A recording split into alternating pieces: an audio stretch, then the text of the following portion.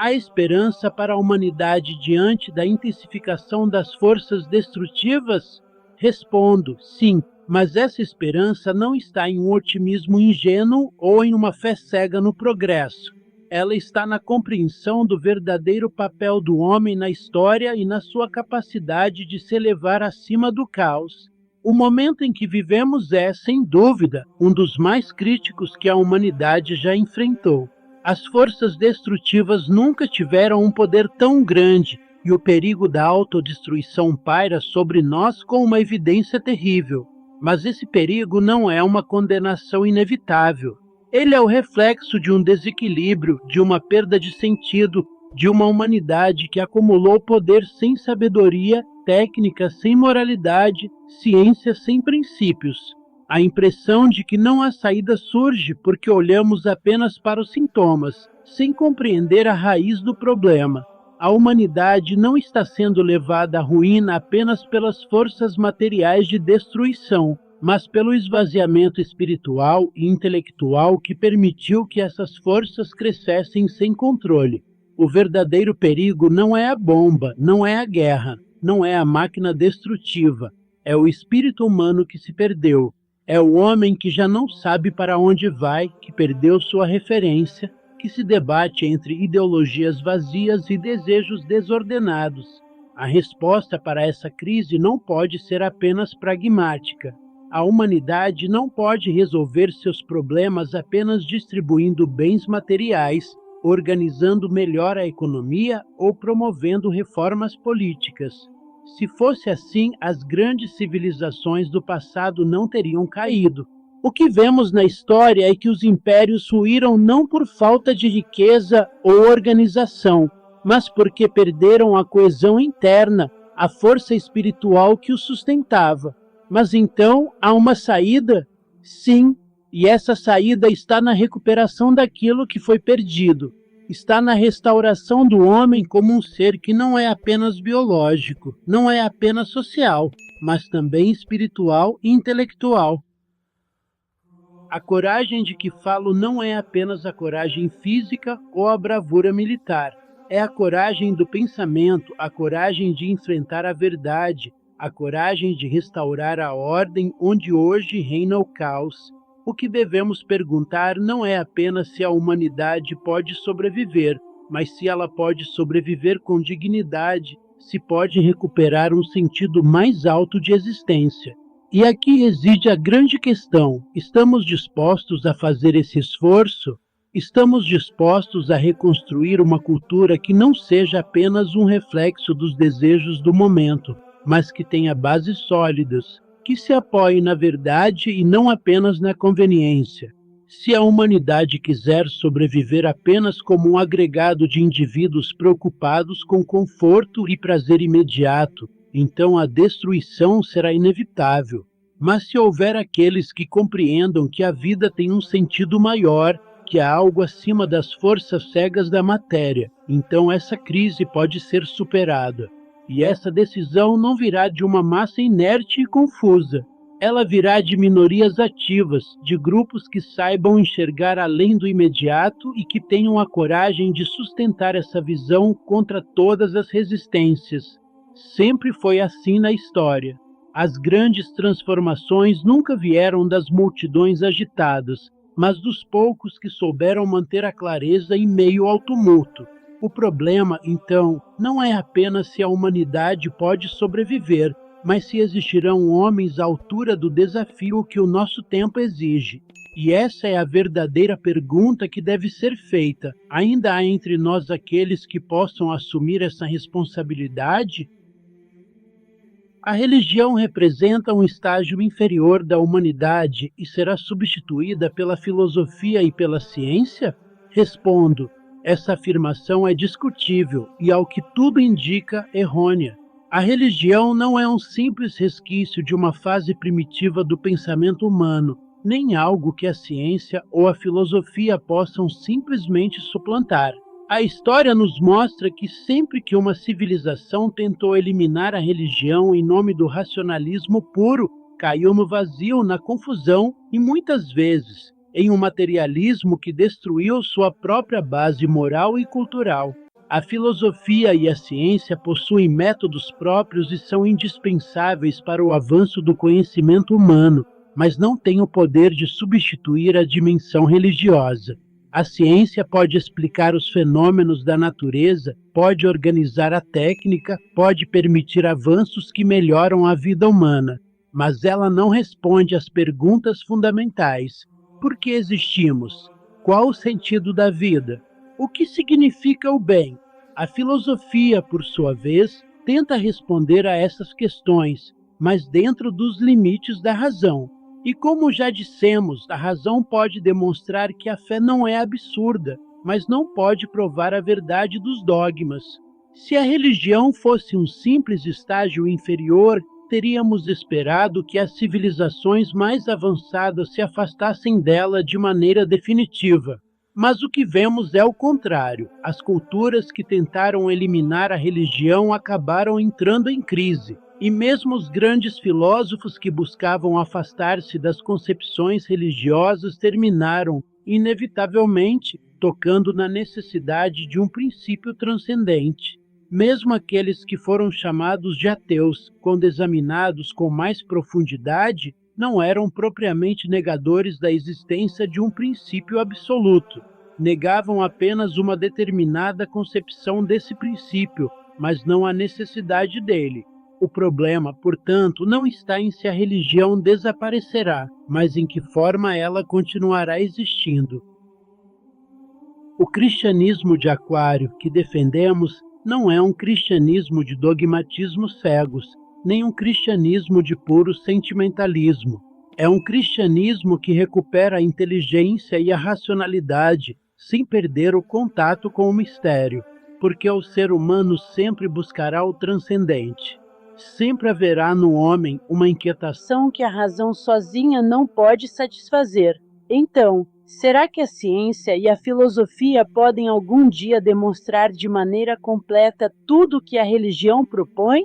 Isso seria possível apenas se a totalidade do real fosse acessível ao método científico e ao raciocínio lógico, o que claramente não é o caso. A própria ciência moderna reconhece seus limites. Não pode dar conta da totalidade da existência.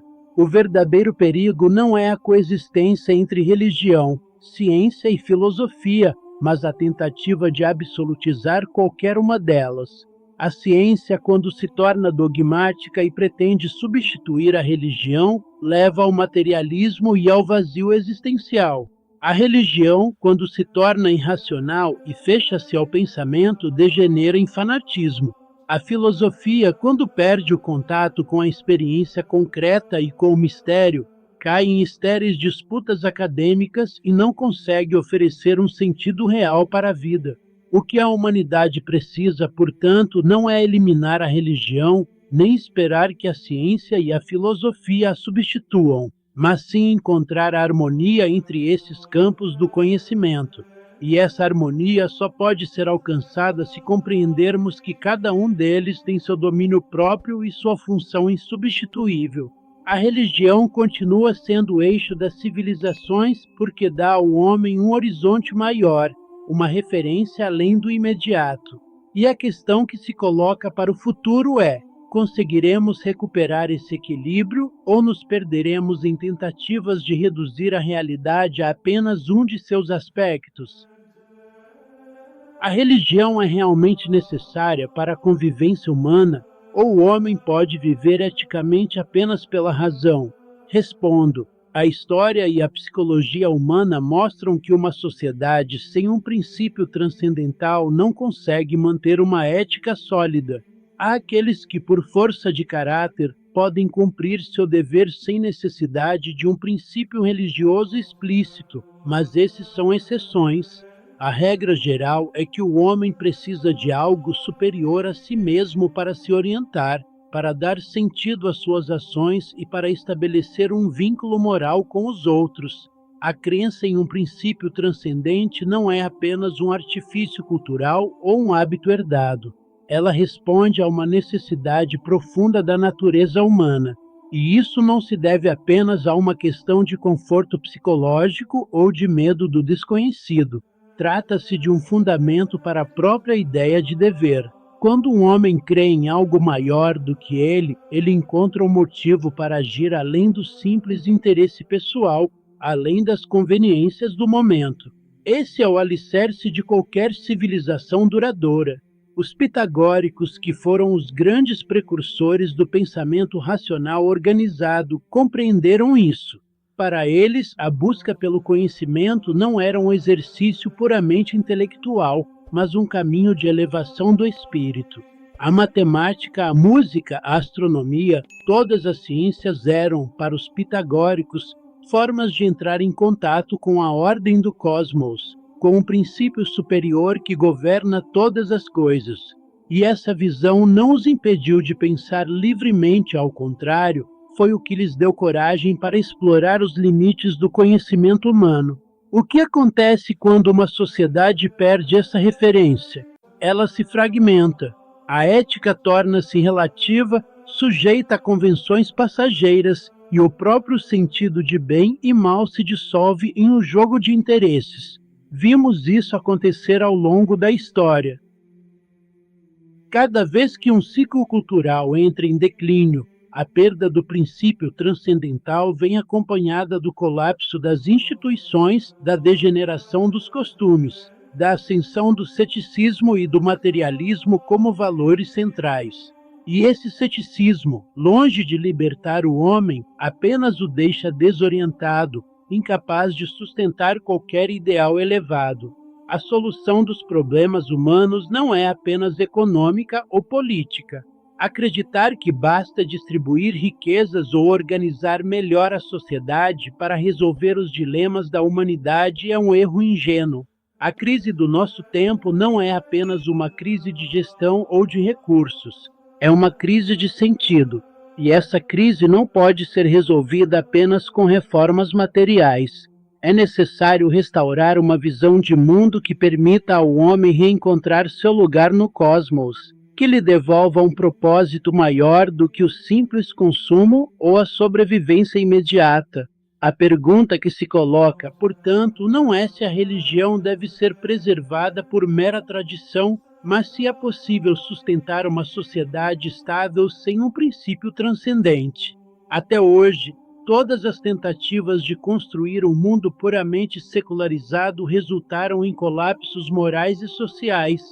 Se quisermos evitar essa decadência, precisamos reconhecer que a busca pelo transcendente não é um luxo intelectual, mas uma necessidade fundamental da alma humana.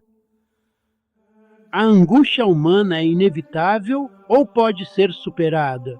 Respondo, a angústia é uma condição inerente ao ser humano, mas ela pode ser orientada, pode ser conduzida para algo construtivo ou pode ser deixada à deriva, tornando-se destrutiva. O problema central não é eliminar a angústia, porque isso significaria eliminar a própria consciência, mas sim dar a ela um sentido. Se olharmos para a evolução das civilizações, notamos que em todas elas a angústia existiu, mas em algumas ela foi o motor para o progresso espiritual e intelectual, enquanto em outras levou ao desespero, à destruição e ao niilismo. No mundo moderno, o que temos visto é um agravamento da angústia porque o homem perdeu sua ligação com um princípio superior. Ele se vê apenas como um ser biológico, como um simples mecanismo de carne e ossos vagando sem rumo no universo. E isso gera um vazio que nenhuma conquista material pode preencher. O que ocorre é que, ao longo da história, as sociedades que tiveram uma visão de mundo estruturada e uma ligação clara com algo transcendente foram capazes de criar e de se sustentar, enquanto aquelas que perderam essa ligação entraram rapidamente em colapso. E por quê? Porque sem um norte, sem uma referência acima do imediato, o homem se perde em desejos contraditórios e a sociedade se fragmenta em interesses cada vez mais conflitantes. Mas então, há uma saída para essa crise da angústia moderna? Sim, mas essa saída exige esforço.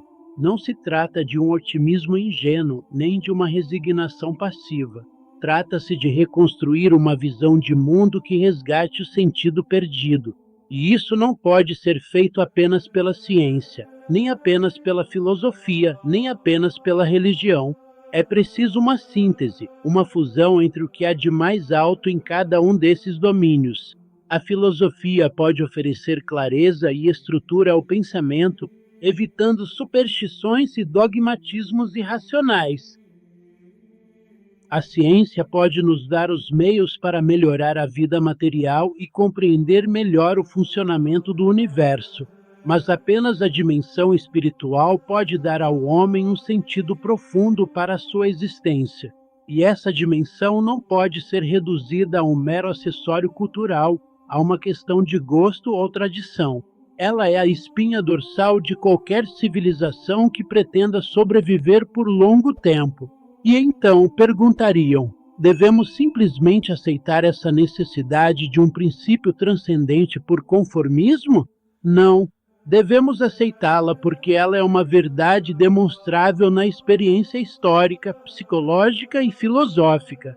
E porque sem essa referência, o homem não encontra outra saída senão a dissolução do seu próprio ser em um mar de confusão e desespero. Se quisermos superar a angústia, não podemos simplesmente fugir dela ou fingir que ela não existe. Precisamos enfrentá-la com coragem, com inteligência e com um propósito elevado. E a verdadeira questão que se coloca não é apenas se a humanidade pode sobreviver à crise atual, mas se ela pode reencontrar o seu caminho antes que seja tarde demais. A busca pelo autoconhecimento é suficiente para resolver os dilemas da humanidade? Respondo: o autoconhecimento é essencial, mas insuficiente por si só. O homem pode descer profundamente dentro de si mesmo, explorar suas sombras, suas contradições e os abismos do inconsciente. Mas se ele não encontrar um princípio ordenador fora de si, esse mergulho pode resultar apenas em mais caos. O que falta na psicologia moderna e em grande parte da filosofia contemporânea é a compreensão de que o homem não pode ser apenas um sistema fechado em si mesmo. Ele precisa de um eixo transcendental que dê sentido à sua existência. Os gregos já perceberam isso. Sócrates nos ensinou que devemos conhecer a nós mesmos, mas ele próprio admitia que a razão humana tinha limites. Platão mostrou que a verdade suprema não pode ser encontrada apenas no mundo sensível, mas requer uma abertura ao que ele chamava de mundo das ideias. Aristóteles reconheceu que o conhecimento exige não apenas lógica e método, mas uma finalidade maior que oriente esse saber. E mesmo a tradição pitagórica, que foi uma das primeiras a estruturar o pensamento racional, nunca dissociou a matemática e a filosofia de uma visão cósmica, de um princípio superior que ordena o universo. O erro do pensamento moderno, especialmente após o Iluminismo, foi acreditar que o homem poderia se bastar a si mesmo, que a razão seria capaz de resolver todos os problemas sem necessidade de um fundamento metafísico. Mas essa tentativa falhou. O que vemos hoje não é uma humanidade mais esclarecida, mas uma humanidade mais angustiada, mais perdida, mais fragmentada. O avanço da ciência e da tecnologia trouxe progresso material, mas não deu ao homem um sentido de vida. E sem sentido, o conhecimento se torna um peso, não uma libertação. A questão que se coloca, portanto, não é apenas o autoconhecimento, mas o que fazemos com ele. Conhecer nossas contradições não basta. Precisamos de um horizonte, de uma direção, de um princípio que nos eleve. Sem isso, o risco é cair no mesmo erro dos sofistas gregos, que usavam a inteligência apenas para argumentar, sem compromisso com a verdade. Se quisermos resgatar a verdadeira grandeza do pensamento humano, precisamos superar essa visão estreita da razão e recuperar uma visão integral do homem, que una conhecimento, ética e espiritualidade. Somente assim poderemos encontrar não apenas respostas, mas um verdadeiro caminho para o futuro da civilização. A relação entre razão e irracionalidade no homem é um tema que atravessa toda a história do pensamento e se reflete na própria experiência humana, desde seus símbolos mais antigos até as formulações mais refinadas da filosofia. Quando se fala em símbolos, não se está tratando de meros ornamentos do pensamento, mas sim de elementos que condensam uma realidade que a razão, sozinha, não é capaz de abarcar por inteiro. O homem não é apenas um ser racional, ele é um ser que vive imerso no mistério, que tem dentro de si forças antagônicas e cuja consciência é apenas uma pequena parte da sua totalidade. Se olharmos para a proto-história da humanidade, veremos que a razão e a irracionalidade sempre caminharam juntas e que a consciência, essa pequena lâmina de luz sobre um vasto oceano escuro, é uma conquista frágil, que pode ser tragada a qualquer momento por forças mais profundas que atuam no ser humano. O cristianismo de Aquário, expressão que utilizamos para designar um novo estágio possível da civilização cristã, não pode ignorar esse fato. O homem não precisa buscar sua angústia fora de si, pois ela já se encontra dentro dele. Tampouco precisa procurar por entidades transcendentais exteriores, pois a transcendência pode ser encontrada no próprio homem, na sua capacidade de se elevar para além de si mesmo, de superar sua fragmentação e buscar uma unidade interior. No entanto, essa busca pelo autoconhecimento não pode se dar de maneira isolada. O homem que se fecha em si mesmo, que tenta encontrar a totalidade apenas em seu interior, sem um princípio ordenador, sem uma referência superior, corre o risco de se perder no labirinto da própria mente. Os existencialistas modernos, ainda que tenham formulado corretamente a questão "o que é o homem?", falharam em desenvolver essa investigação de maneira adequada. Muitos deles permaneceram prisioneiros de uma visão fragmentada do ser humano, presos a uma concepção puramente imanente, incapazes de enxergar que a existência só pode ter sentido se estiver orientada para algo que transcenda o próprio existir. A ideia de dar ao homem sua condição de sujeito, e não de mero predicado de forças históricas, sociais ou psicológicas, é central para essa nova fase da civilização, mas isso não pode ser feito apenas por meio da razão instrumental, nem por uma simples racionalização da autoridade. A autoridade, no sentido escolástico, foi amplamente debatida pelos grandes pensadores medievais. Concordo que eles cometeram erros, especialmente ao vincularem a autoridade ao poder político de forma excessiva. Mas há algo valioso no seu pensamento. Eles compreenderam que a autoridade não pode ser apenas uma questão de força ou dominação. Ela deve ser o princípio que harmoniza os opostos, que une em vez de dividir, que ordena o caos sem recorrer à tirania. No que diz respeito à relação entre Deus e Satã, este é um dos mistérios mais profundos da tradição religiosa e filosófica. A revolta dos anjos, tema presente nas Escrituras, não pode ser lida como um mero relato histórico, mas como um símbolo de algo muito mais profundo. A queda de Satã é a queda da criatura mais elevada, daquela que possuía a maior soma de perfeição possível dentro da criação. O que significa essa revolta? Por que a criatura mais perfeita se voltou contra o Criador? Aqui encontramos a questão do orgulho. Mas o orgulho, no sentido teológico, não é apenas um sentimento de superioridade ou vaidade. Ele representa a recusa da criatura em reconhecer sua dependência do Criador, sua tentativa de afirmar-se como um absoluto independente. O erro de Satã não foi um erro qualquer, mas a recusa de aceitar que toda perfeição provém de um princípio maior. Essa recusa gerou a separação, a fragmentação, a oposição radical entre a criatura e o Criador. Mas isso nos leva a uma questão ainda mais profunda. A imperfeição faz parte do Criador ou da criatura? A imperfeição não pode ser atribuída ao Criador, pois ele é o ser absoluto, pleno, sem limitações. A imperfeição pertence à criatura, porque ser criado significa, por definição, não ser absoluto, não ser autossuficiente. A criatura sempre traz consigo a marca da limitação, e é nessa limitação que se manifesta a possibilidade do erro, do afastamento, da corrupção. Isso nos leva de volta à questão central do destino da humanidade.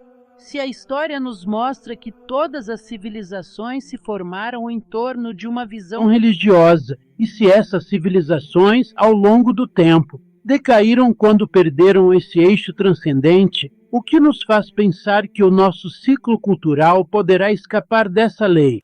O que pode impedir que sigamos o mesmo caminho das civilizações passadas, mergulhando em uma decadência irreversível? A resposta está na capacidade do homem de reencontrar o equilíbrio entre razão e transcendência, entre conhecimento e fé, entre ciência e espiritualidade. Se nos limitarmos a uma visão puramente imanente do homem, se acreditarmos que podemos resolver todos os problemas apenas por meio da técnica, da política ou da economia, estaremos apenas acelerando a nossa própria queda. Mas se formos capazes de redescobrir uma visão do homem que integre todas as dimensões do seu ser, que reconheça sua necessidade de transcendência sem cair em dogmatismos estéreis, então poderemos abrir caminho para um novo ciclo cultural mais elevado, mais harmonioso, mais consciente de sua própria responsabilidade na construção do futuro. A civilização cristã está diante de uma encruzilhada. Ela pode seguir o caminho da dissolução, como aconteceu com todas as civilizações que a precederam, ou pode encontrar em si mesma os elementos para um novo renascimento. Mas isso exigirá um esforço monumental, uma reavaliação profunda dos seus princípios, uma disposição para reconciliar a tradição com a modernidade, a fé com a razão, o espírito com a matéria. O homem de hoje, tão obcecado com seus gadgets, tão envolvido com suas distrações superficiais, precisa despertar para essa realidade. Ele precisa compreender que sua existência não pode ser reduzida a um mero consumo de bens materiais, que sua felicidade não se resume a acumular mais e mais objetos sem sentido. Ele precisa recuperar o sentido do sagrado, não como uma fuga do mundo, mas como a base para uma vida verdadeiramente humana. A pergunta que devemos fazer é: seremos capazes de realizar essa transformação ou repetiremos os erros das civilizações passadas, nos entregando à fragmentação, à decadência, ao niilismo? A resposta dependerá de nossa capacidade de enxergar além do imediato, de buscar um horizonte mais amplo, de compreender que a verdadeira grandeza do homem não está apenas no que ele possui, mas naquilo que ele é e naquilo que ele pode vir a ser.